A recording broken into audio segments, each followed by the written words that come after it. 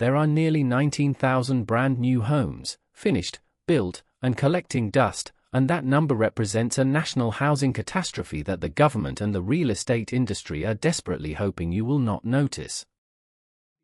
According to a February 2026 report cited by REMI Network, Canada is holding approximately 19,000 recently completed, unsold condo units, roughly 9,000 of them concentrated in just two cities, Toronto and Vancouver, which means that right in the middle of the worst housing affordability crisis this country has ever seen, with millions of Canadians unable to find a home they can afford. Thousands of finished homes are sitting completely empty because nobody can afford to buy them at the price the developers need to charge. That is not a supply problem. That is a system that has broken down at a fundamental level, and the people holding the bag are not the big developers or the banks. They are the regular Canadians who bought pre-construction condos years ago and are now watching their financial futures collapse in real time. The enemy here is not a single person or a single policy, and that is what makes this so frustrating to watch. What you are looking at is the compounding result of years of reckless land speculation, driven by artificially low interest rates that made bad math look like good math, along with a construction financing model that REMI Network flatly stated in 2026 was essentially broken.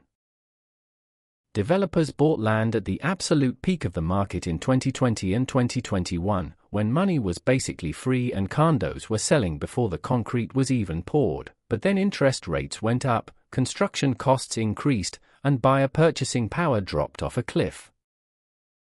Now those developers are trapped between two brutal mathematical realities, because prices are too high for buyers to finance at current rates, but if developers drop prices to where buyers can actually afford them, the projects are not profitable enough to justify building, meaning the money is simply gone. Benjamin Tal, who is the chief economist at CIBC Capital Markets and one of the most respected voices in Canadian real estate economics, put it with the kind of bluntness you almost never hear from Bay Street when he stated that prices are still too high to buy but too low to build. That sentence right there is the entire crisis explained in 11 words. Once you understand what it means, you cannot unsee the scale of the financial disaster unfolding right now from Vancouver to Toronto. Let us start with the inventory numbers because the math here is staggering when you actually break it down city by city. According to the data that has been verified against current market tracking, Toronto is currently sitting on 3,975 unsold new homes, a number that is up 56.8% compared to just a year ago, meaning Toronto has not just accumulated a lot of unsold inventory but has almost doubled it in 12 months, which tells you this problem is accelerating rather than stabilizing. Vancouver, meanwhile, is holding 5,458 unsold completed units, and together those two cities account for approximately 49.7% of all unsold new inventory in Canada, meaning that nearly half of the entire national glut of finished and empty homes is concentrated in the two cities that are already the most expensive housing markets in the country. The remaining 9,565 units are spread across Calgary, Ottawa, Montreal, and other Canadian markets, and what that tells you is that this is not a local problem or a regional quirk. It is a national structural failure hitting everywhere at once. When you think about the dollar value of this frozen inventory, we are looking at hundreds of billions of dollars of capital that is completely locked up, not generating returns, and not housing anyone, while slowly bleeding the developers who own it through carrying costs and interest on construction loans. They also face property taxes that do not stop accumulating just because the units are not selling, and developers are not sitting on empty homes by choice. They are sitting on them because dropping the price to what the market will actually bear would mean crystallizing massive losses, and many of them are trying to outlast the market by betting that rates will come down enough to save them before the carrying costs eat them alive. That bet is getting more expensive by the month. The buyer strike is perhaps the clearest evidence that this market has fundamentally seized up. According to data published by the Canadian Real Estate Association in their March 2026 release, there were 167,524 properties listed for sale on Canadian MLS systems at the end of that month, while national home sales were nearly unchanged, moving just negative 0.1% month over month. The national sales to new listings ratio was sitting at 47.8%, which is well below the long-term balanced market average, and the market had 5 months of inventory on hand. What that means in plain language is that there is no shortage of homes for sale in Canada right now, because the listings are there and the homes are there, but the buyers have simply done the math and walked away because the numbers do not work at current interest rates. That gap between what sellers need to charge and what buyers can actually finance is the core engine of the entire crisis. The math of that gap is worth walking through slowly because it shows why first-time buyers look completely defeated. The Canadian Real Estate Association reported that the national average home price in March 2026 was $673,084, which is down 0.8% year over year. And while this sounds like prices are cooling, it is actually almost meaningless when you factor in borrowing costs. At a mortgage rate above 5%, every single percentage point increase materially reduces the loan amount a household can qualify for under the federal stress test, which means practically that a buyer whose income supports a $500,000 mortgage at a historically low rate might only qualify for $375,000 at current rates. When the average home is listing at $673,000, you can see exactly where the gap is. The buyers have not disappeared because they do not want to own a home. They have disappeared because the payment on that home at current rates is simply more than their income can support. But if you think the buyer strike on resale properties is bad, you must look at what is happening in the pre-construction market, because that is where the real financial devastation is happening to regular people who did everything they were told was smart.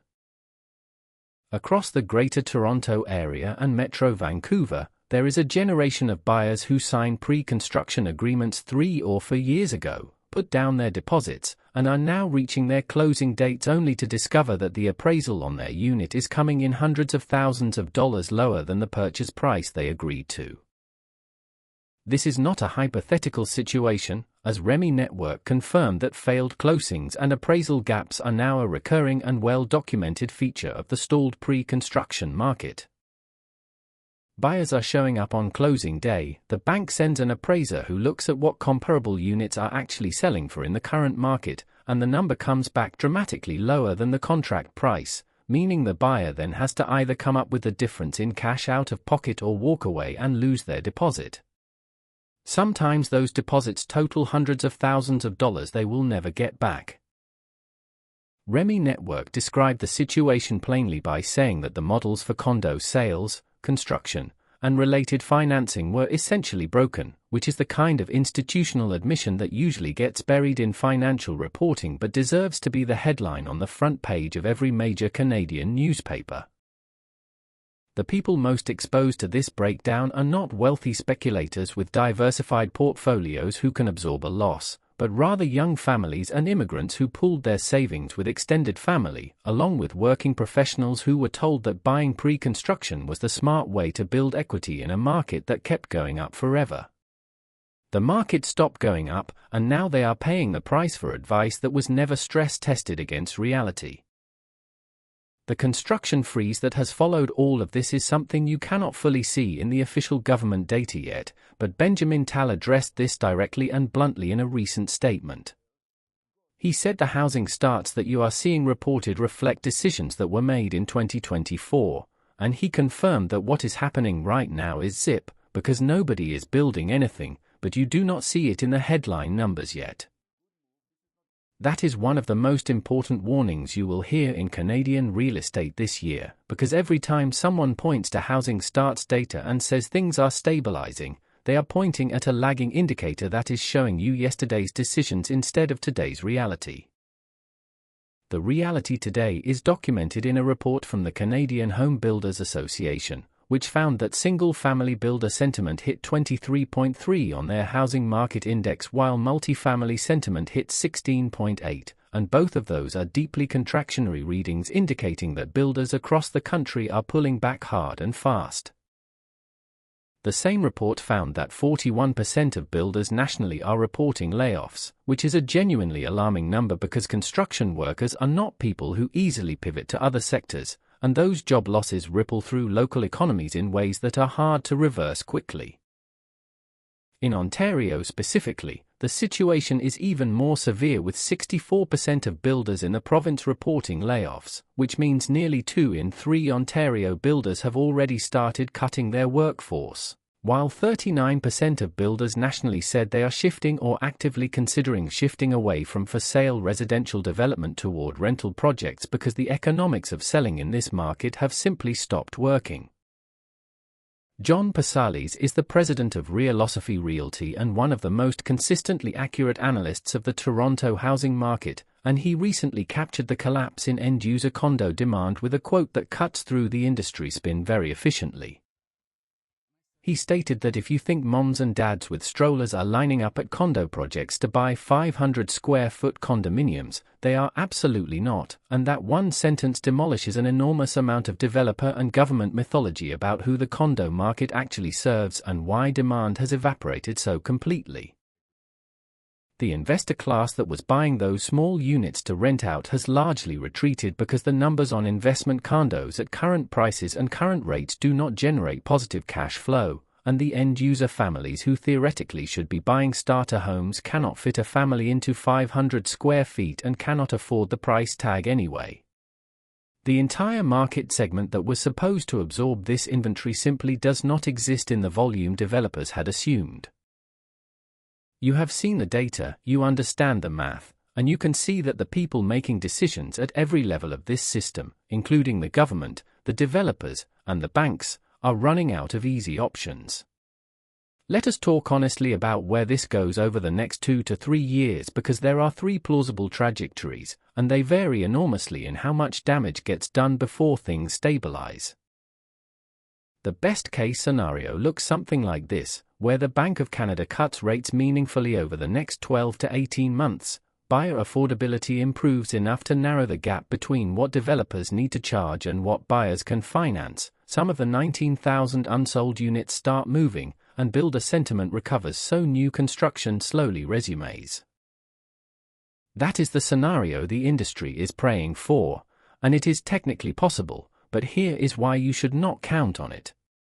Even if rates fall, they are almost certainly not going back to the historic lows of 2020 and 2021 that inflated the market to where it currently sits, which means even in the best case, prices would need to come down substantially to meet buyers at the new affordability equilibrium.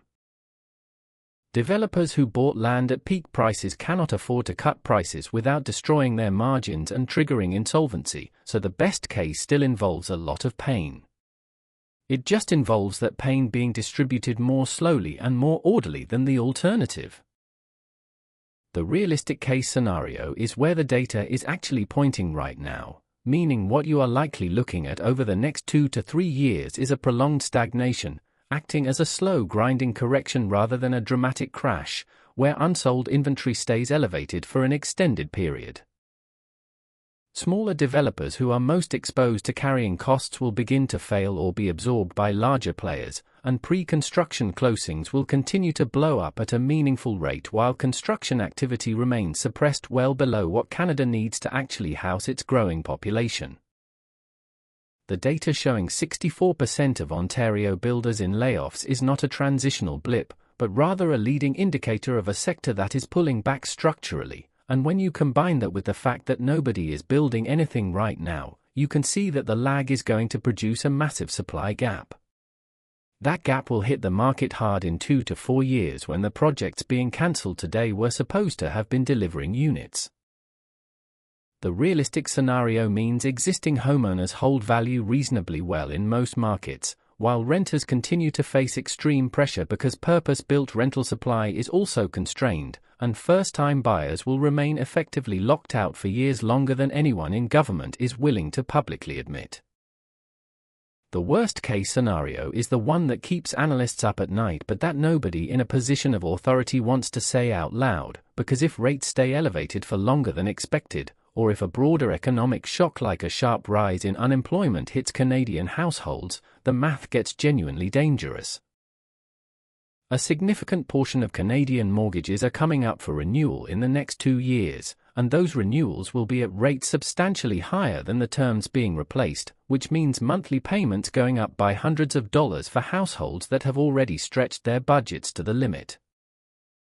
If enough of those households start defaulting or are forced to sell, you get a reinforcing downward cycle where distressed selling puts more supply into an already sluggish market, causing prices to fall further, and more developers who were hoping to outlast the correction get caught underwater.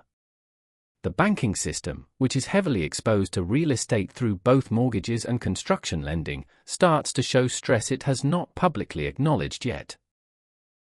The worst case is not inevitable, but the conditions that could trigger it exist right now, and the margin for error is narrowing. Let us be direct about who is actually positioned where in this market, because the situation is radically different depending on where you sit. If you are a renter in Toronto or Vancouver right now, the grim truth is that your immediate situation is unlikely to improve dramatically in the next 12 to 18 months, because while builders shifting toward rental development sounds encouraging in theory, purpose-built rental projects take years from approval to completion. The projects being greenlit today will not deliver units until well into 2028 or later, meaning the rental supply tightness you are experiencing right now is structural and persistent. The most realistic near-term strategy is to negotiate hard on your existing lease renewal because landlords with empty units cannot afford the vacancy, while also considering secondary markets where the affordability math works better, and you must be deeply skeptical of any advice telling you that now is a great time to stretch and buy. If you are a homeowner facing a mortgage renewal in the next 12 to 24 months, you need to have a very honest conversation with a mortgage broker, because the difference between your old rate and your renewal rate could add hundreds of dollars per month to your obligations. Your budget may need to flex in ways that are uncomfortable to plan for, but it is critical to think through this before the renewal date arrives rather than after. If you have significant equity in your home and you are not in a financially precarious position, the data suggests you are probably not looking at catastrophic value loss in most markets, but you should not be counting on your home to appreciate meaningfully in the near term either, because the buyer pool that would drive appreciation is largely sidelined. If you are an investor looking at Ontario real estate right now, the fundamental math on condo investment at current prices simply does not generate the returns it did 3 years ago, and the supply of unsold completed inventory sitting in the market means that if you need to exit a position, you are competing with developers who are also trying to move units.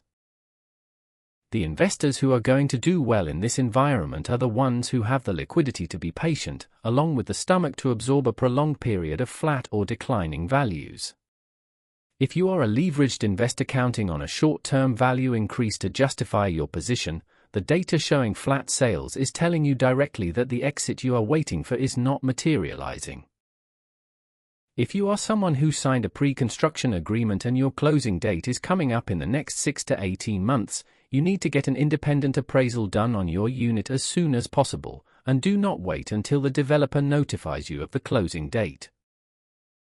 Understanding the current market value of what you agreed to buy is the basic financial due diligence that should have been standard advice from the beginning, and if the appraisal comes in significantly below your purchase price, you need to consult with a real estate lawyer immediately about your options, because the decisions you make in the weeks surrounding your closing date can have financial consequences that follow you for a decade.